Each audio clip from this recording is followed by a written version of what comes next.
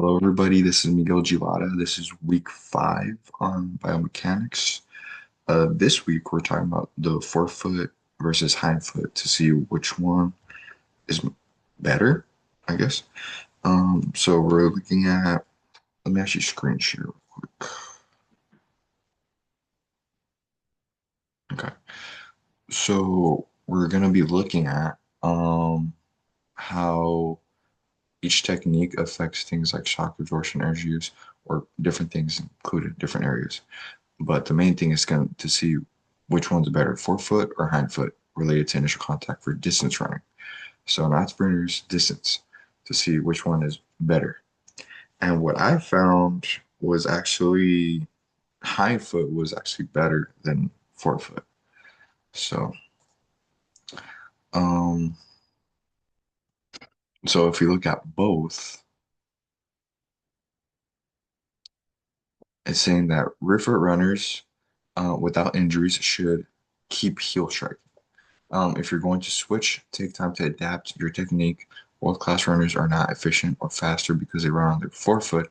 They run on their forefoot because they're efficient running at greater speeds. So what this is saying, so I'm using two articles today, not three. So what it's saying here that if you want to go more sprinter based, then you should go forefoot. But for hindfoot, long distance is the best way to go. And that's crazy to think about how having one over the other will kind of give you the edge when it comes to running. Um, but if you look at overall, both types of running can cause impact forces on the body, this potential injury. So there's going to be potential injuries for both either way. But if you want actually more um, to see which one's better for the outcome, for long distance, it would be hindfoot. And if you look at the different techniques, running with your hind foot was linked to increased impact loads and place higher biomechanical loads on structures or tissues around the knee and the joints.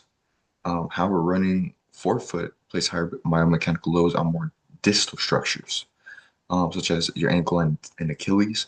The influence of foot strike techniques on running biomechanics indicates that these type of techniques are likely used to modulate biomechanical loads for various structures for your tissue during when you run. So if you look at that, um, if if you want less injury, both are kind of equal when it comes to injury, but rear hind foot would probably be less injury based for a long distance. Um, but having that overall is a good thing to look at. Um, but if you want to um, have less shock absorption, you have to have like the better shoes. So if you look at good quality shoes, that's going to help when it comes to injuries.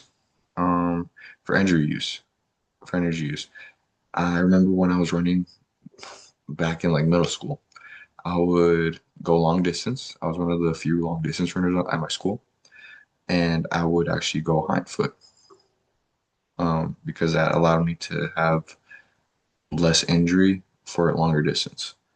And it's less injury, more reward, if that's what you think about. If you compete better on for your foot, that's up to the person. But for me and a lot more people, it's more high foot. But overall, this was a pretty good thing to look at, especially if you're a runner. I'm running a lot more now, so definitely I'm going more long distance. I'm definitely going to go more hind foot. So overall, that's my discussion for this week. Thank you so much, and I look forward to talking to you guys the week after.